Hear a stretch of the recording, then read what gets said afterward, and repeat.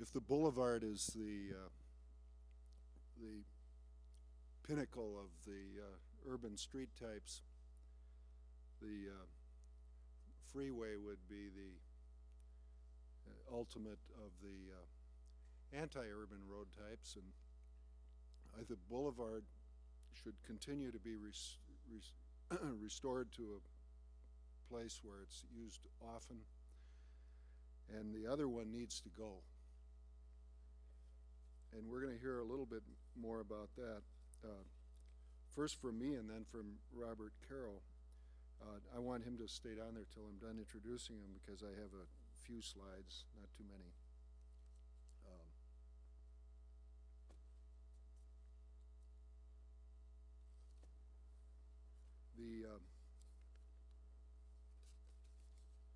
Imagine the idealism and the zeal of engineers and planners and political leaders who built the first grade-separated highways.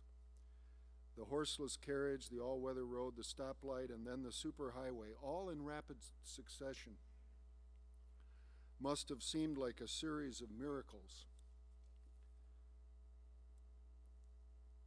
I think can the audio-visual people, can you make the...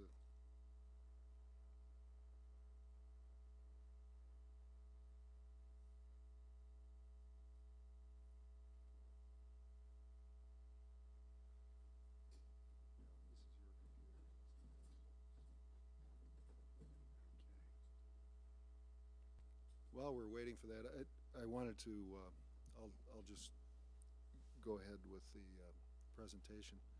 I was elected to the legislature in 1974 in Wisconsin from a working class district in Milwaukee, and I was elected in part because I opposed a freeway that would have run through a park called Jackson Park, which had been designed by Frederick Law Olmsted's stepson. And the incumbent, who had been in politics for many years and had all the endorsements, all of the big interest groups, good or bad, were on his side. And my sister lived 1 block away from the park, and she was horrified at the freeway being built, and she called up the assemblyman and complained about it, and he basically blew her off. And then she said, well, John, you're interested in politics. Why don't you run? So then a friend of mine who had been elected to the legislature advised me how to do it, and so then I did it. And I went door to door, and I won the election. And I went to Madison, and one of the legislators there, who was from Milwaukee and very powerful, had been in office for a while, gave me a copy of a book called The Power Broker by Robert Caro, and he said to read it. Well, I did. I started reading it that night, and I finished it about 48 hours later. It's 1,100 pages long. It would have been 12 or 1,300 pages long if the publisher hadn't cut Robert Caro off, and I actually wish they would add those chapters to a later edition of it. But the book was absolutely thrilling for me, and it motivated me to have the strength to do what I knew was right before. But what it really reinforced was that there was a social justice element and a fundamental moral issue involved in ripping through city neighborhoods and rearranging the metropolitan area in a way that screwed ordinary people and made their lives poorer. And so you think about how it could happen. Now many of us agree on that. There might be a few people here who don't, but I think we all pretty well do. I know Alan does. But how did it ever happen? And you think about the vision, the utopian attitude that the road builders had. Norman Bel Geddes, the great designer, had visited Germany and seen the Reichsautobahn, and the amazing thing about these roads being able to just cross the countryside without ever people having to stop. Or Corbusier's drawing even earlier in 1922, the city of tomorrow. Or Corbusier himself and the many speeches he gave about the importance of grade separation and the city being a place where traffic could move freely. It must have seemed glorious, but it didn't end up being so glorious. This is I-35, just a few blocks from this convention center. It separates East Austin from the rest of Austin, a low, moderate income neighborhood, Mexican neighborhood, separated by this wall. And the road just pushed the drive sheds way out in the countryside, and for a long time actually hurt the neighborhood. And in Detroit, where every freeway that was ever planned was built, the Lodge Freeway in this case, here's Detroit at the end of World War II, Woodward Avenue with 3 department stores, including Hudson's, bigger than Macy's, bigger than Harrods in London. And all of it gone, all the department stores gone, and the economy spread out over the landscape in the sprawl. And now Detroit is the place where pheasant breed. The city that won World War II now looks like that's where World War II happened. In Milwaukee, the black neighborhood, Walnut Street, in 1956, and then later the DOT removed it so the cars could go faster. Or Houston, where Hurricane Rita was hitting, and it showed that these roads don't even work. The traffic coagulated and stopped. But the good news is this infrastructure is falling apart. It's falling down. Starting in 1973, one of the freeways that Robert Moses built, the West Side Highway, now replaced with a boulevard, not one designed by Alan Jacobs, but nonetheless opened up the view to the Hudson River. If it was built by Alan Jacobs, it would have been much more beautiful. Or the Embarcadero, which in an act of God that San Francisco listened to, the earthquake damaged the freeway, and now it's a boulevard in San Francisco. Or in Milwaukee, without an earthquake, we destroyed a freeway and are building the neighborhoods back. Or most dramatically, in Seoul, Korea, a freeway built by the United States government at the end of the Korean War, double-decker freeway over the main river running through Seoul, replaced. And now billions of dollars of real estate, and people can walk along the river, and they didn't replace the traffic capacity. There's only 2 regular lanes on each side of the river, and it works just fine because the street grid absorbs it, and everybody in Seoul loves it, especially the mayor who did it, who's so happy. And the people love him because he was just elected by a big margin to be the president of South Korea. That's what happens if you do the right thing. If you stick to your guns and do the moral thing, you become happy. If you do the wrong things, you become unhappy.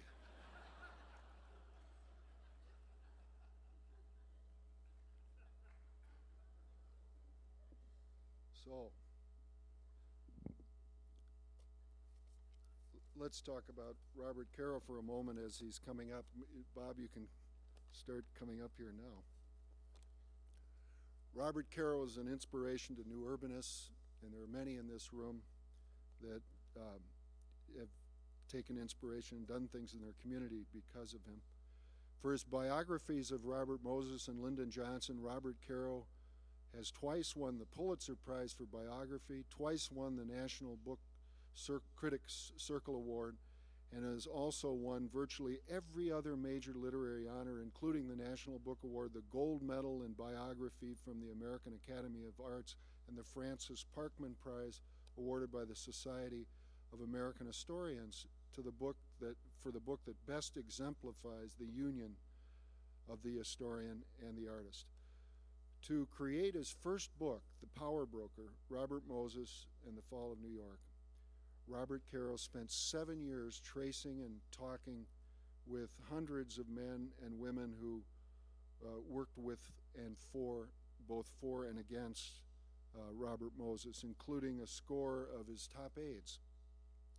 He examined mountains of files never open to the public, everywhere Acclaimed as a modern classic, The Power Broker was chosen by the Modern Library as one of the 100 greatest nonfiction books of the 20th century. It is, according to David Halberstam, the late author, surely the greatest book ever written about a city. And the New York Times Book Review said, in the future, scholars who write about the history of American cities in the 20th century will doubtless begin this extraordinary effort by reading Robert Caro's book. To research the years of Lyndon Johnson, Carroll and his wife Ina moved from New York to the Texas Hill Country and then to Washington, D.C. to live and experience the locales where Johnson grew up and in which he built his power. He's spent, Robert Carroll spent years examining documents at the Johnson Library in Austin and interviewing men and women connected with Lyndon Johnson's life, many of whom had never been interviewed before. He's currently working on his fourth book and has a way to go until he finishes it, in case you were waiting to buy it. Robert Carroll graduated from Princeton University, as did many of the founders of the New Urbanism, and later became a Nieman Fellow at Harvard University. He currently lives with his wife in New York City, near a restaurant that my wife Susan Mudd and I were able to join them in about 6 weeks ago for dinner. It was one of the best dinners I ever enjoyed in my life. Not because of the food, which was okay, I mean even good, but the conversation. And so it is my pleasure to introduce a great friend of the CNU and of New Urbanists and of cities, Robert Carroll.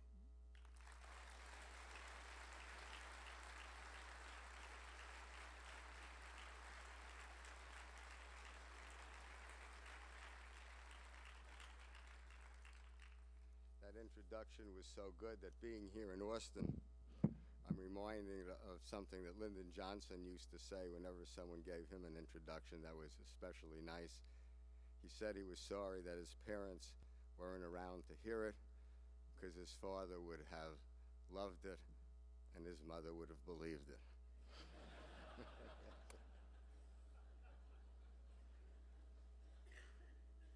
The way things seem to have worked out in America today, if you're a writer, you spend a lot of time giving speeches. For me, however, I'm always happier when I'm writing than I am speaking. I'm always more comfortable sitting behind my desk with a typewriter than I am standing up here at a lectern. In fact, every time I get up to speak, I'm reminded of the young rabbi, Jewish like me, who's assigned, just graduated from rabbinical school, and he's assigned for his first job as the assistant rabbi for a large metropolitan congregation. And after about a month, the senior rabbi says, next Friday night, you're going to give your first sermon. And the young rabbi says, well, you know, I get very nervous when I have to speak in public. Do you have any advice for me? And the older rabbi says, well, you know, you're allowed to have a water glass up there in the pulpit with you. And I find that it helps if I fill it with a very dry martini. So the young rabbi takes the advice, and as soon as he finishes the sermon, he hurries to the back of the synagogue and he says to the older rabbi, how'd I do? And the older rabbi says, well, I have 3 comments to make. When I told you you could have a water glass up there on the pulpit with you in front of the entire congregation, fill it with a martini, I didn't mean you should leave the olives in it. He said, secondly, I suggested that you sip the martini at crucial points in your sermon, not drink the entire thing in one huge gulp at the beginning. And third, David slew Goliath. He didn't beat the shit out of him.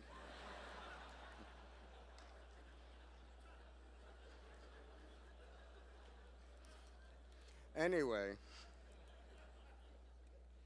because I'm more comfortable about writing books, I think the best way for me to talk today about this whole subject about Robert Moses and his legacy is to talk about how I came to write the book in the first place and what I was trying to do in the book, and the conclusions about Robert Moses that I came to while I was doing the book, and the implications of those conclusions of Robert Moses' life and legacy for New York City and for indeed all the cities of the United States, and for indeed all cities everywhere. How do you talk about Robert Moses? Well, one way to talk about him is about what he built. You can see it the next time you fly into New York. If you're flying into LaGuardia Airport, you're probably going to take a route coming in over Connecticut. First, you're going to pass over the Throgs Neck Bridge. Robert Moses built that. Then you'll pass over the Bronx Whitestone Bridge. Robert Moses built that. Then you'll pass over the Triborough Bridge. He built that. And then the plane will turn around for the final approach over the Henry Hudson Bridge, and Robert Moses built that. Let's say you're coming back from Europe or the South and you're coming into Kennedy Airport. You will pass over the Cross Bay Boulevard Bridge, the Marine Parkway Bridge, and of course the great Verrazano Narrows Bridge. And Robert Moses built all those too. As you cross New York City, you will see New York City has this grid pattern of streets. As you pass it, you will see these straight gray lines, heavier than the streets, cutting across them. They are the expressways. And you will see these great gray lines extending out into the areas around New York, Nassau, Suffolk County, Westchester County, New Jersey. With the single exception of one highway, the Franklin D. Roosevelt Drive, Robert Moses built every single one of those roads. He built 672 miles of expressways and parkways around New York. You'll see the beaches, Jones Beach, Orchard Beach, Jacob Riis. Robert Moses built them. You'll see large patches of greens. These are the parks. New York has one of the great park systems in the world. Robert Moses either shaped from the beginning or reshaped every one of those parks. He built so much that when he used to give his resume, he built as head of the New York City Housing Authority, as the de facto head of the New York City Housing Authority, buildings housing 148,000 people. He considered that such a minor achievement, he wouldn't even include it on his resume. And we haven't even talked about, because you don't have time to talk about tonight, the other things that he's responsible for building. Lincoln Center, the United Nations, Shea Stadium, the Coliseum.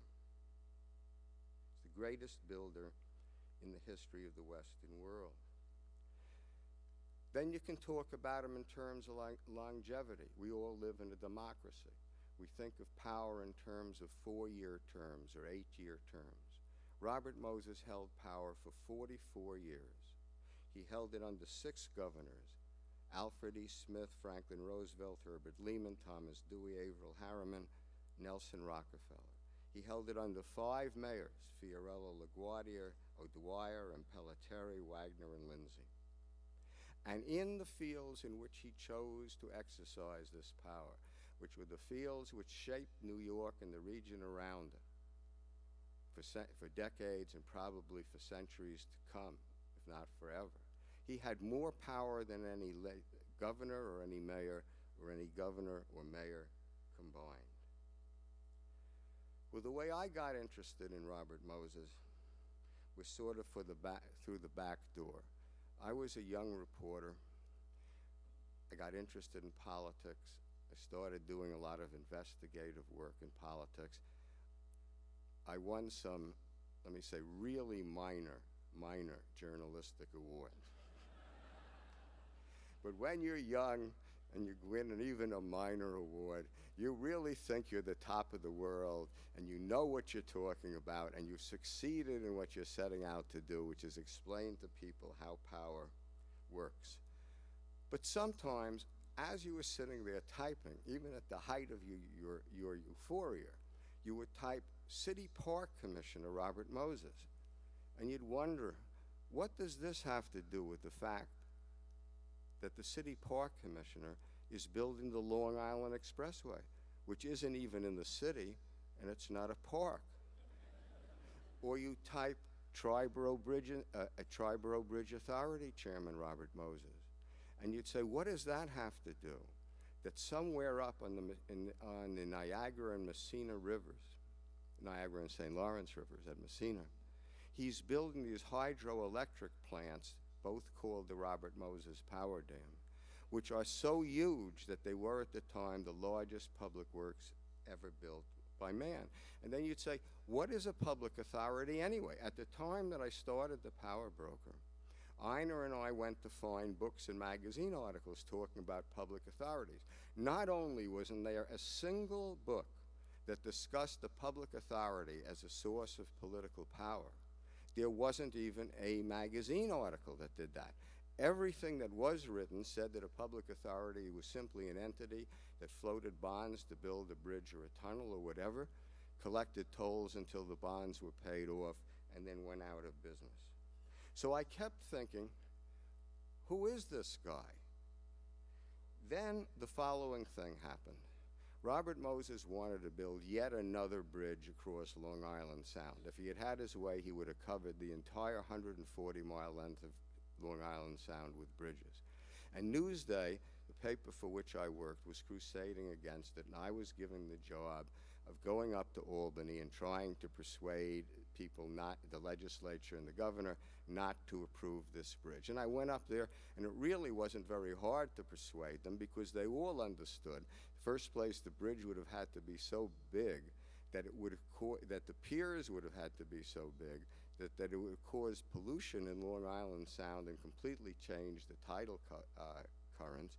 In the second place, they understood that it would have generated traffic, and you would have needed 12 more lanes of traffic just to take the cars down to the Long Island Expressway, which was already overcrowded.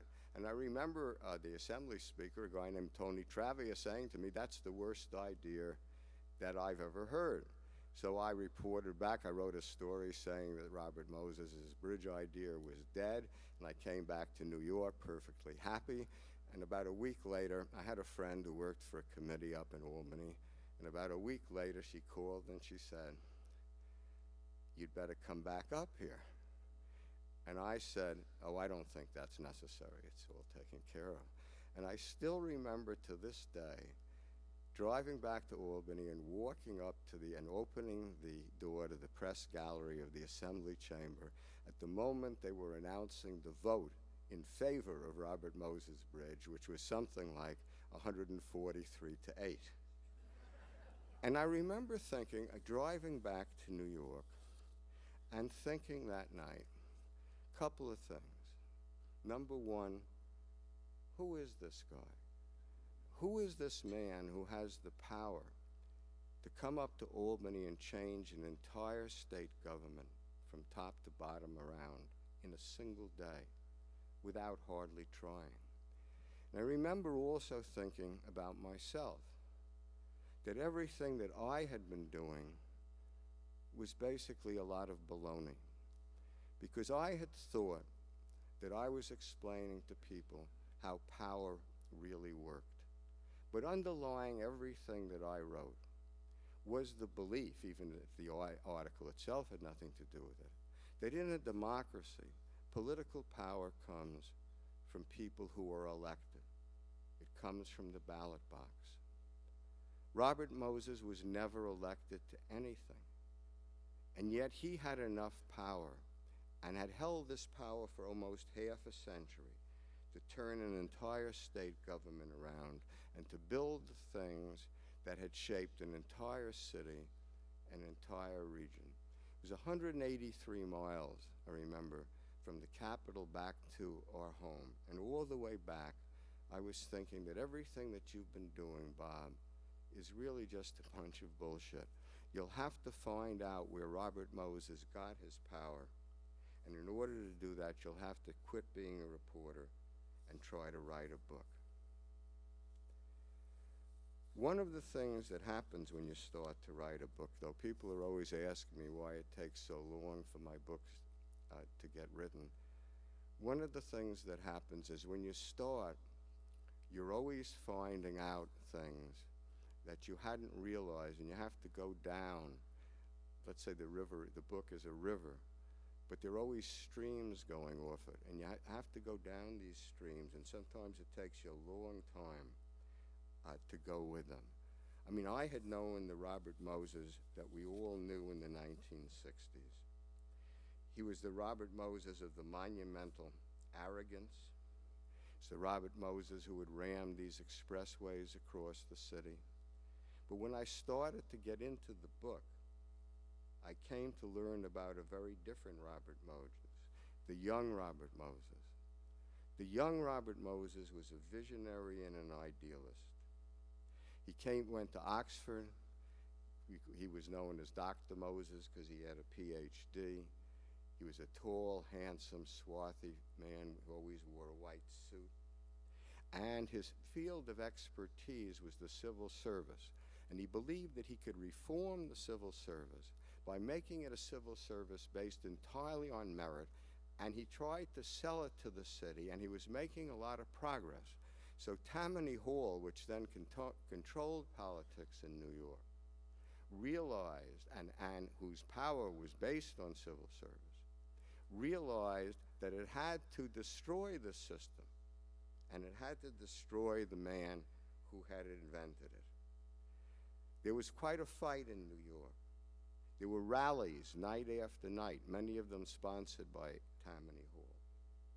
And Robert Moses would always agree to speak at them.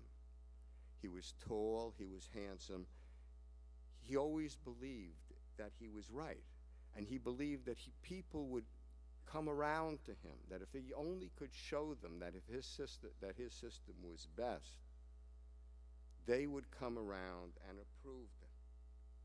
And he stood night and night. The hall would be filled with people booing him, actually throwing rotten eggs at him. But he never cared about it. Elegant, he would stand there, tall, elegant, haughty, speaking into a hail of boos and catcalls and vicious.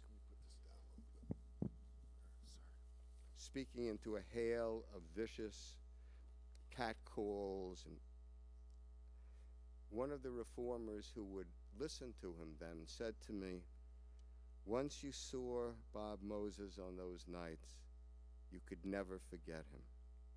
He was Robert Moses, the dreamer who was very young and was dreaming dreams on a vast scale. Now, New York at that time, those of you who have been to New York, perhaps you've driven in on the West Side Highway, which is the 6-mile-long stretch on the western side of Manhattan next to the Hudson River, where there's the West Side Highway and the Henry Hudson Parkway, and the whole 6 miles is lined with parks and playgrounds and ball fields. Well, one day, that had been an eyesore in New York for decades.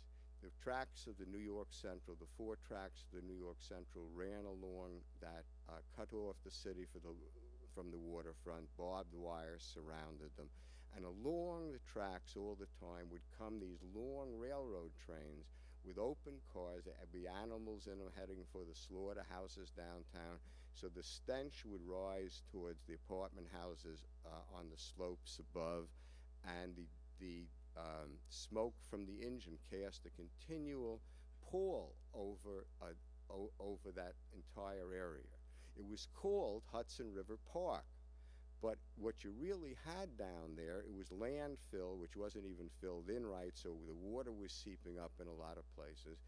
And who lived there, they were shanty towns. They were so dangerous that even the police wouldn't go down into that area along the river.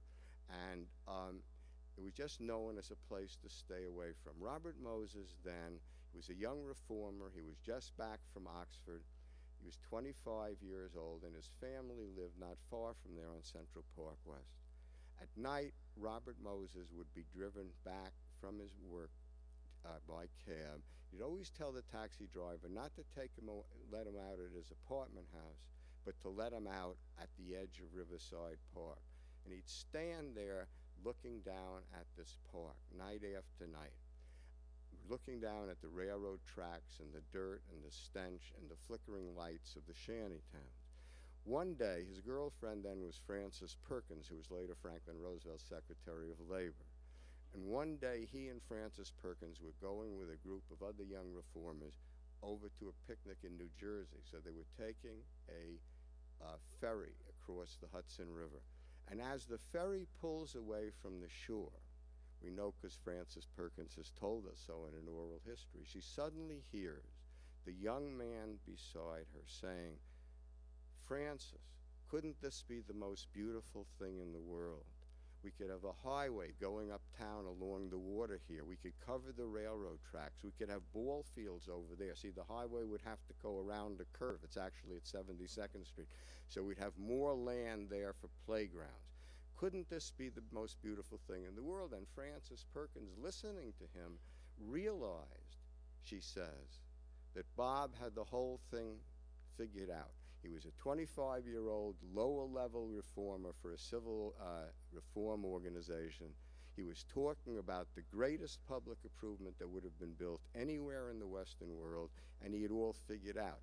On Sundays, Robert Moses and Francis Perkins used to wander around New York, and Francis used to say he was just burning up with ideas to make the city better. Everything that he saw, Bob saw a way to make him better, to make it better. And a lot of the things that he did create from New York City, Jones Beach, etc., have been enduring monuments that have made New York better. But the mark of Robert Moses is much more than anything you can see physically. In part, you have to analyze it by a question of priorities. And all of us here, who, when they go back to our cities, you really have to talk about priorities. I sum up the problem in a single situation, what we called in New York baby clinics. Then the infant mortality, in Fiorello LaGuardia, in the years of, let's say, 1939 and 1940, the great Puerto Rican immigration to New York City has just started. And Fiorello LaGuardia, who's the mayor, had a great understanding, almost a unique understanding, that the city had to reach out to these new immigrants from Puerto Rico and from the rural South in a way they hadn't had to reach out to Jewish and Italian and Irish immigrants, that they really had to reach out. One way that he saw was that young mothers would be intimidated by hospitals, and they wouldn't go to hospitals. So LaGuardia had to find a way to bring prenatal care, prenatal advice to these young mothers. And he conceived of something that he called the baby clinics, where you'd have, you just have storefronts scattered throughout Harlem and the other slum areas. Sometimes you'd have a doctor there, sometimes you just have a couple of nurses there. That's all you'd need. But because they were part of the neighborhood, the young mothers would come to these baby clinics for advice. Every year, and particularly in 1939 and 40, the same thing would happen. In New York City, you approve the budget line by line. The Board of Estimate does. Every year, at the last minute before the Board of Estimate approved the budget, Robert Moses would suddenly arrive at City Hall. He'd always arrive in a phalanx of limousines. Trailing behind him would be legions of engineers, each with blueprints. And he'd always have the blueprints all done for another physical project. In 1939, it would be the Circumferential Parkway, what we call today the Belt Parkway. He'd always come in with the same argument. I can get 90% of the cost for you from the federal government. Won't cost the city very much. We just need 10% for the initial planning. And every time the Board of Estimate in LaGuardia would bow to him and give him the 10% for the great project. And the 10% had to come out of somewhere. And where the 10% always came out of was the little social items like the baby clinics. And in LaGuardia's papers, you find this very poignant letter from the controller of New York, a reformer named Joseph McGoldrick, saying, "Mayor, where are the baby clinics?" Not long ago, just about 3 weeks ago, in the New York Times, is a small article buried inside. It says that the mortality rate in the infant mortality rate in the poorer neighborhoods of New York City is 23 per thousand. That's exactly the same rate as in the third world countries. When I saw that item, all I could think of was Robert Moses and the baby clinics. And in part,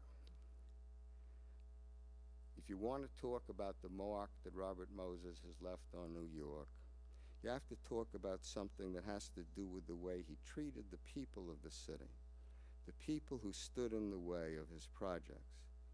For it is not only Robert Moses that I see when I think of the research that I did on the power broker. It's the people. I said that he ran 13 expressways across the city. Now, when I was doing the power broker, every book that I read on highways seemed to have, like, at most a paragraph, sometimes only a sentence, saying the human cost of the highways. But not one had ever really examined the human cost of highways. I decided that if I wanted to make the book complete, I had to examine what human cost really meant. So I decided to take 1 mile. As I said, Robert Moses built 627 miles of expressways and parkways. I decided to take 1 mile and see what happened to those roads. 130 of those miles are expressways, the massive roads that he rammed right through the heart of the city. What happened to the people who were in the path of those expressways? I took 1 mile to try to find out. It's a mile of the Cross Bronx Expressway. That mile ran through a neighborhood in the Bronx that was called East Tremont. There were 2 possible routes through that neighborhood. One would have run basically through open space. There was a broad avenue at the southern end of the neighborhood called Crotona Park North, and that could have furnished a lot of the right-of-way, and just below that was Crotona Park itself. If he had taken Crotona Park North and just about 50 feet of the park, he would have had enough room for the Cross Bronx Expressway.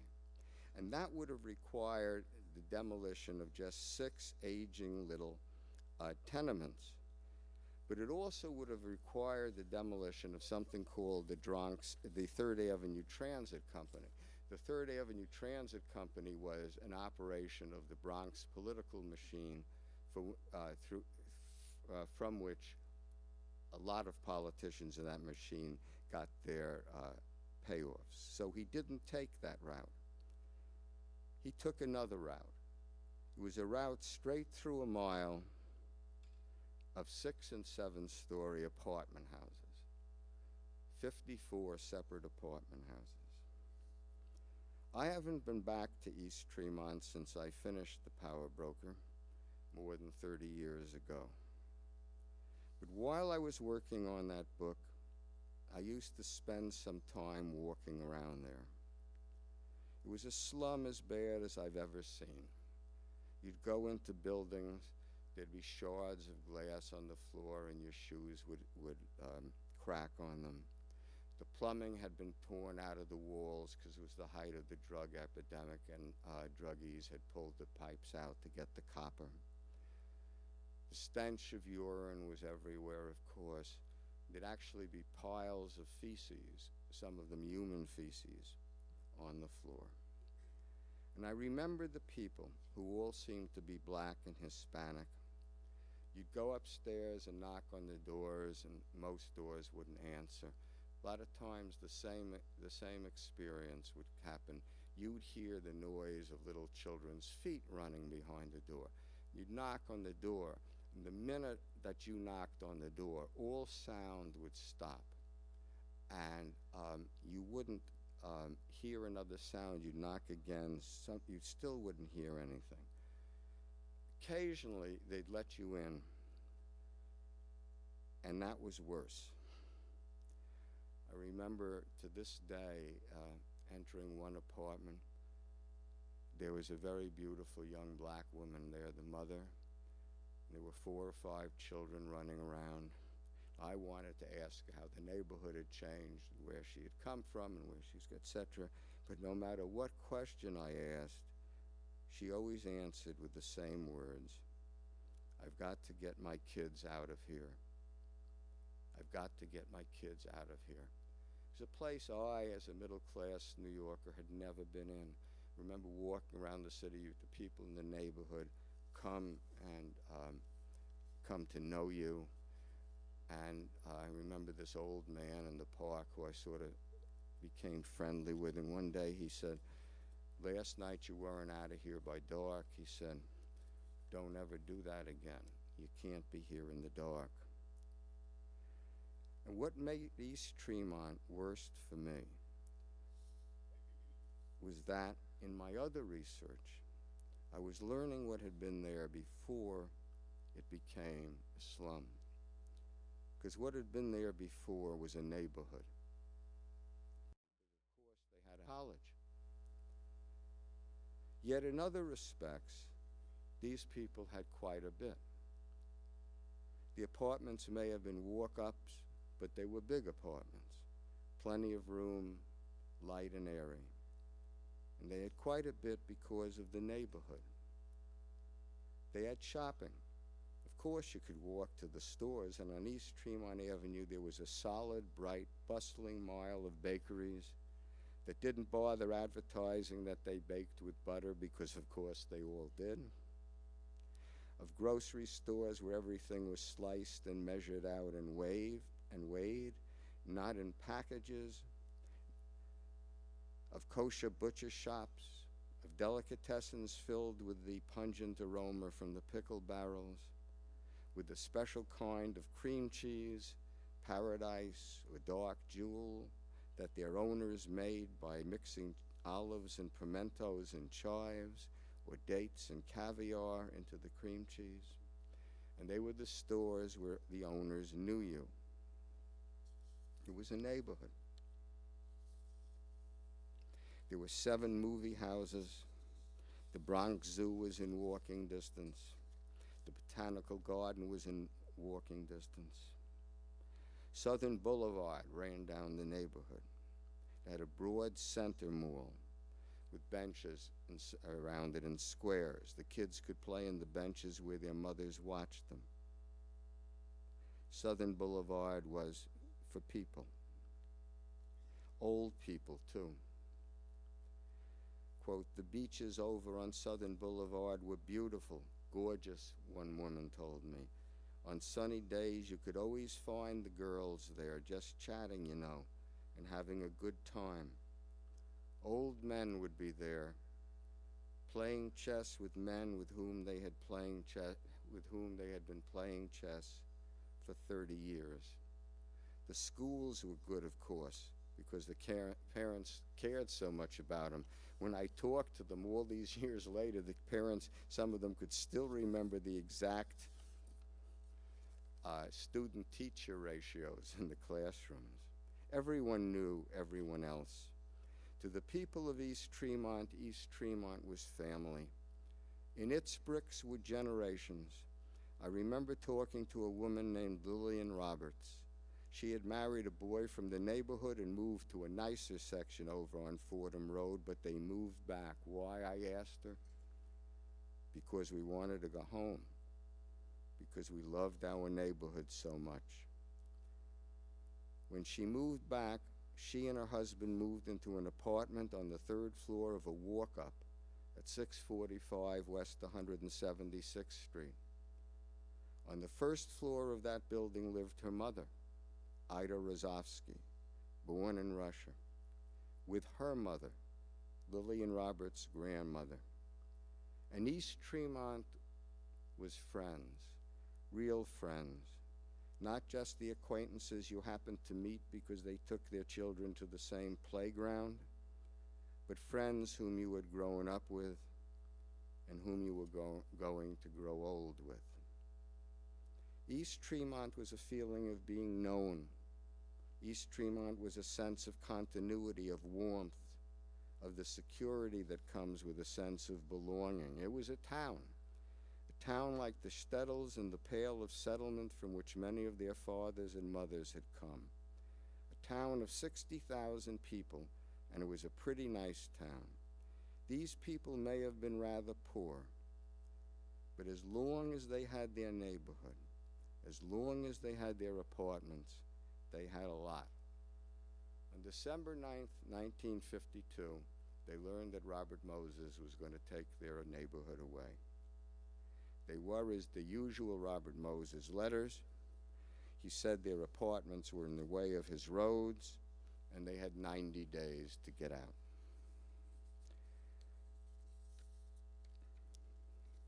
The people of East Tremont fought. Today, these fights are cliches with the pickets and the chanting in front of City Hall. It was new then. They fought out of desperation. There were no comparable apartments to be had at any price they could afford anywhere in New York. These people and their parents, their friends, would have to move. They were to be scattered. They might never see their friends again. And for a couple of months, they thought they were winning. They found out about that alternate route through the park, the edge of the park, on North Crotona Boulevard. They found out about that alternate route, the one that would require almost no one to move, no one. That gave them hope. So one woman said to me, I just couldn't believe that Robert Moses would take 15,000 people's homes just to save a bus terminal. But they also had hope because every elected official agreed with them. Their assemblyman agreed there was no rational reason to take the route right through the 54 apartment houses. Their state senator agreed, their congressman agreed. Borough President Jimmy Lyons solemnly proclaimed that he would oppose Moses's route before the Board of Estimate, and so did the mayor, Robert Wagner. But of course, by the 1950s, it didn't matter in New York what elected officials wanted. By the 1950s, the only thing that mattered in New York was what Robert Moses wanted. So I wanted to talk a minute tonight about what happened to those people after they were lost, and I can sum it all up in a paragraph. They were scattered. Some had to move to housing projects. Some had to move in with their children in the suburbs. But most of all, they were lost. I still remember going to see these couples. I went to see one morning a couple in a place called Co-op City in the Bronx. And I asked what life was like then. And the wife, there was a pause, and the wife said one word, lonely. Then there was another pause, and after a while, the husband said, lonely. There wasn't too much more you could say to that. That same afternoon, as it happened, I had an interview scheduled with Robert Moses. As those of you who have read the book know, he didn't talk to me very much, but this was one of the days that he did. And I asked him,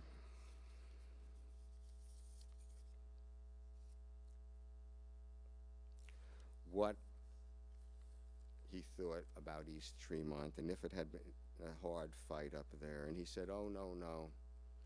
They just stirred up the animals there. So I just stood pat. It was easy. There was no more real hardship at all. Then he looked at me very hard to make sure I understood his point of view. And I said I did. The East Tremont Mile was 1 mile out of 130 miles of expressways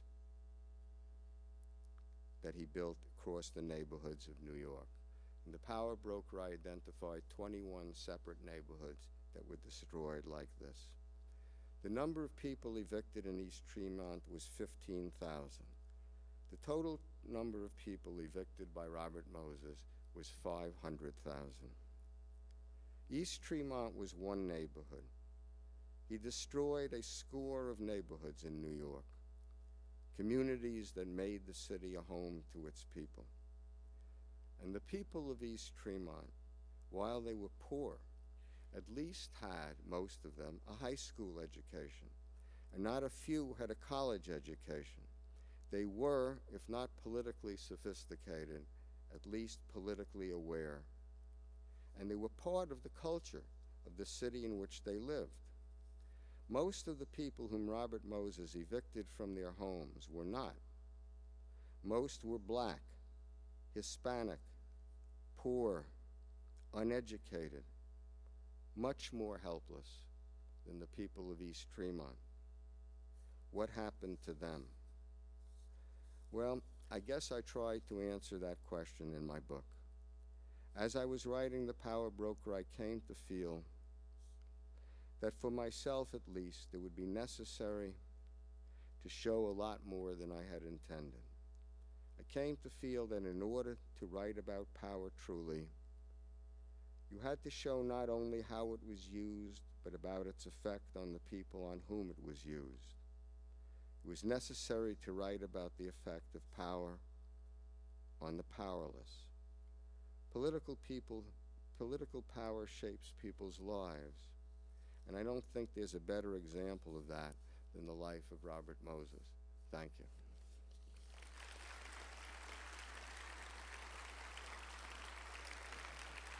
I'll set up the question.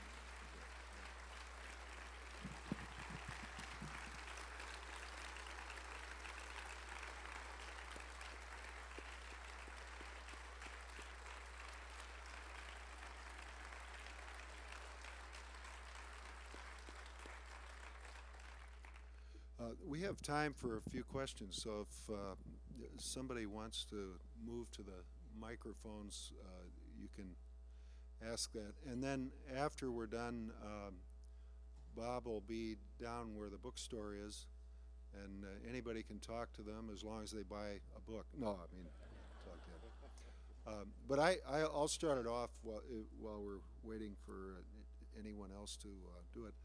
One of the questions that's raised in the book by Hilary Ballin and Ken Jackson is they say, well, that now the title of your book was The Fall of New York. Now New York is doing pretty well. There's still a few neighborhoods that are horrible slums, but not too many. And even when you say that, I was in Hunts Point talking to some of the people that are interested in the Sheridan Expressway coming down. And I said something negative about the neighborhood, and they instantly explained to me that it was a very strong neighborhood on its way back. So things have gotten better in New York. So one of the arguments that Ken Jackson and Hilary made in their book was that, well, New York really didn't fall. It kind of came back. Do you think it came back because Moses did such a great job, or did it come back because Moses didn't complete his work?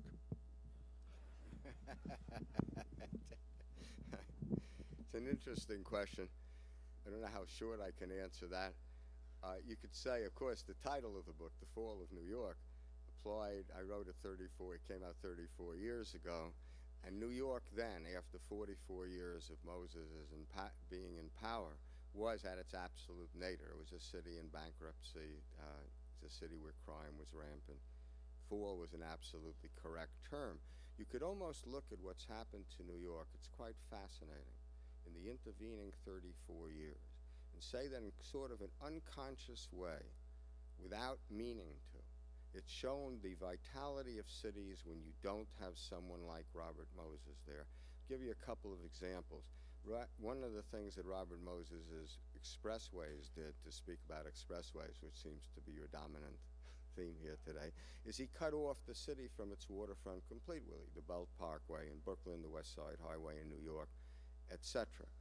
Piece by piece, in the last 10 years, the city is taking its waterfront back. We see the West Side Highway was torn down. Now it extends to the waterfront, as you see. In Brooklyn, parks are being built along the waterfront. Areas that Moses wanted to put highways in, now you see are open to community uses. More than that, for the first time, one of the things that Moses did at the same time that he was building all these expressways and parkways was to systematically starve mass transit in New York. You know, it's quite a, if I can take a minute to address that, something that's not generally understood. For 25 years, if you paid a toll on any bridge or tunnel within the boundaries of New York City, you were basically paying it directly to Robert Moses. Those toll booths were all controlled, all on bridges and tunnels, completely controlled by an authority, the Triborough Bridge Authority, the Henry Hudson Bridge Authority, etc. Some of these authorities said sole member Robert Moses. Others had a three-man board on which he made sure he always had two members. So those boards had complete discretion over spending that money. Didn't have to go to any board of estimate, didn't have to go to any mayor, didn't have to be approved by a state legislature or governor. He could spend the money as he wanted. And one of the he viewed mass transit quite concretely as a competitor to him. He wanted people to pay those tolls. So he systematically starved the commuter railroads and the subways. When he came to power in 1924, New York City had this great subway system which served all the populated areas of New York City. In the decades since then, the northeastern Bronx and northeastern Queens have become population centers. There is no rail transportation there. We haven't built a subway in New York City. I'm going to forget this, but it's been 34 years since I wrote the book. In decades and decades. Now, the money from the public highway authorities, bridge and tunnel authorities, have been united with the subways and the metropolitan transportation authorities. They're being used to float bonds, and the Second Avenue subway has started, and there are more plans for new subways. I could go on for a long time, but I think that's all I want to do. Question from, go ahead. First, I enjoyed your talk very much. Thank you. I can't quite see where you are, but there you are, okay. Am I the only one? Oh my gosh. By coincidence, I've just learned that there's going to be some kind of a big rally tomorrow, I believe, at the Capitol, and it's against a toll road, I-69, I believe is the name. And this will be a situation in which people are protesting en masse against a power that seems invincible, and it is not epitomized in one man, as you have. You've done such a good job of conveying how one person could have that power. Today, people seem to struggle against an amorphous, octopus-like power with exactly the same issues and exactly the same results. The vote doesn't seem to count very much. Could you please speak to these issues? And thank you. Well, without commenting too much on Austin, because I haven't been here in about a year and a half, I have to say I remember Austin when Ina and I started working on the Lyndon Johnson books, which was about 1980. And I remember it, you know, as a city that was wonderful in its size, which, if you can believe it, then was 180,000 people. And there was a sense of community I felt in Austin. I don't really know what's happened with Austin, but when you talk about the amorphous things that you're fighting against, they're not all that amorphous. You know, it's like they're all united. What is a highway? What is a public works? The contractor gets jobs. They hire the right lawyers, which so you have the legal fees. You say who gets the insurance premiums, the right insurance. I'm not talking about Austin. I'm talking about general. It was Robert Moses who found a way to unite all these forces behind public works projects, so that when he presented something to the legislature, it wasn't like he was presenting something outside the political system. It was like he was mobilizing the entire political system. The legislator who was public relations men knew they'd get public relations fees out of it. The contractors knew they'd get jobs. The lawyers knew they'd get legal fees. It's a tremendous force which we in America have not really found a way to curb yet. Let me just add one thing to that. I just add one thing to that. One of the things we're trying to do in the Congress for the New Urbanism is, you know, road contractors also build alleys, small streets, boulevards, and we look forward to that glorious day when they'll figure out they make money from that as well, and so that you don't have to have everything be something that wrecks the neighborhood that it goes through.